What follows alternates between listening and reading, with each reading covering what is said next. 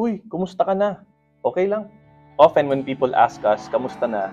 Our standard answer is, okay lang. At kung kahit tayo yung nagtatanong sa iba kung kamusta na sila, ang sagot lang din, okay lang.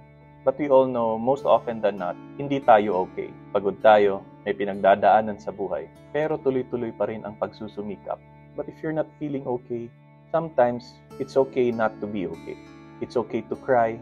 It's okay to tell somebody about your burdens. Life is full of sufferings. May dinadala talaga tayo. Kaya ano dapat ang gagawin natin? First, we have to pray.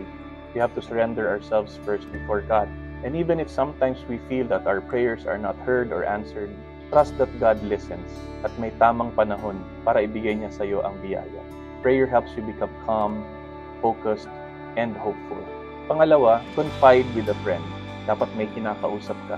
Someone whom you know who will listen to you and someone who can pray for you. Hindi tayo magiging okay kung hindi tayo mag-unburden.